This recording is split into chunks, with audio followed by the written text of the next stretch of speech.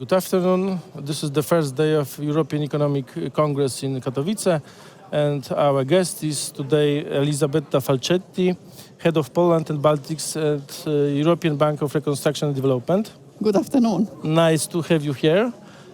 And first of all, I would like to talk a little bit about new country strategy for my country, I mean for Poland, of course, for period 2024 and 2029.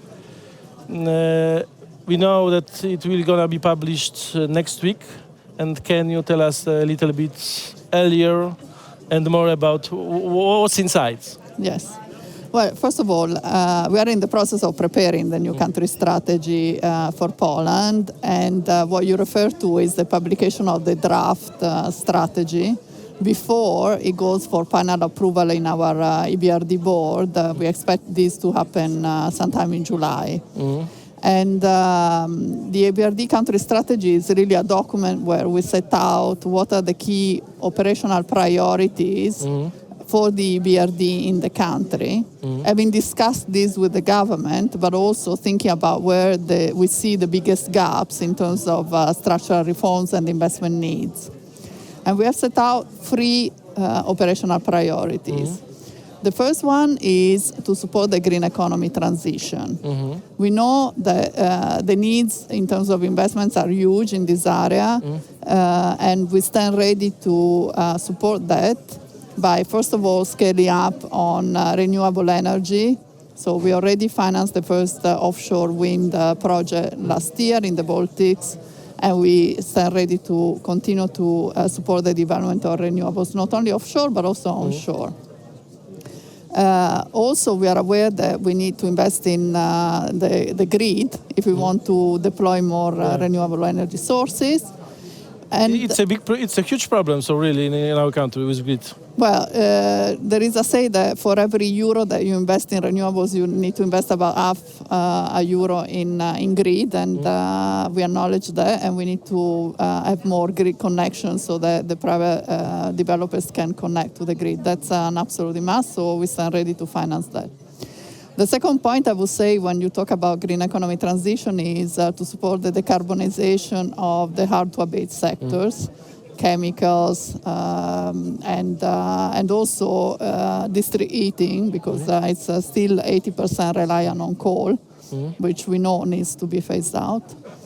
And the third area of priority is also energy and resource efficiency, investment in the circular economy, which are a no-brainer in terms of returns, especially when you look at the high energy prices.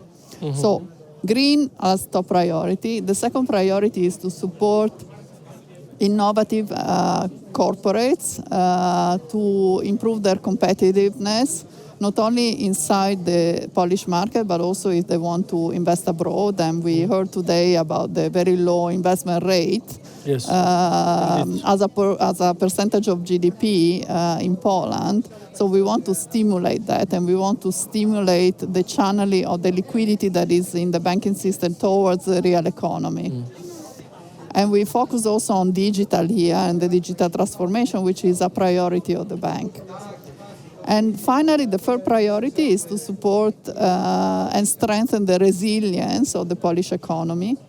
And here we look at three main areas. The first is, of course, energy security, because I think the war in Ukraine and has highlighted the need to have more independence. And I think Poland has been quite successful in cutting off from the dependence on Russia, but of course we need to do more in this area. The second area is the continued resilience, supporting the resilience of the banking and financial system.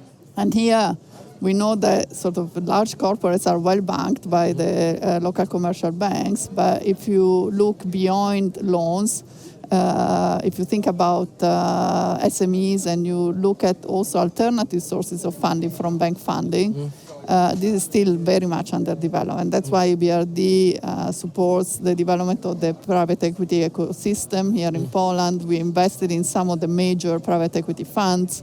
And also we look at venture capital, because this is where innovation is really growing. And the third area under resilience is governance. So we put a lot of emphasis.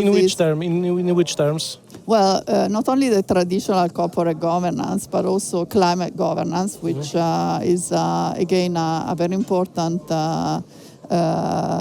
objective going forward for companies that need to adopt the EU standards in terms of ESG in their operations and also on the reporting side. So we have facilities available to support our clients to improve on their ESG practices.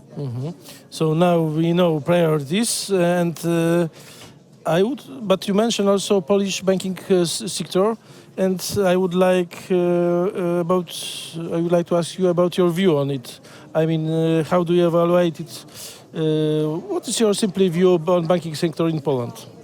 Well, I think it's a very well-developed sector, resilient. I think it has shown resilience to a number of regulatory interventions in the past. And also it's quite sophisticated. So if I compare the banking system here to some of our other countries of operation, it's definitely, I would say that it's in a good shape. The challenge going forward, I think, is that in the past we have seen that there has been quite a lot of liquidity in the system. Is how to channel this liquidity towards the real economy to finance some of the investments that we were referring to earlier, especially in the green economy transition. And finally, I would like about EBRD support to Polish economy, because you mentioned priorities, but what about instruments? Well, we can offer the whole spectrum of financial instruments. So our bread and butter has traditionally been debt finance, and in particular project finance or corporate finance. But we also act as anchor investor in capital market transactions.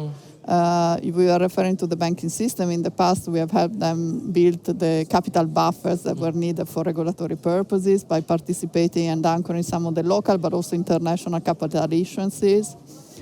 We offer mezzanine type of investment and also equity. So we do the whole spectrum. We are also an implementing partner of InvestEU guarantees. So we can transfer these to our clients, especially when we target very innovative or green sort of projects that require a bit of incentive. So I'm thinking about EV sort of value chains or hydrogen or more riskier projects. We stand ready to deploy that. Okay, thank you very much for our conversation. Grazie mille. And let me remind you that our guest has been Elisabetta Falcetti, head of Poland and Baltics at European Bank on Reconstruction and Development. Thank you very much. Thank you for having me.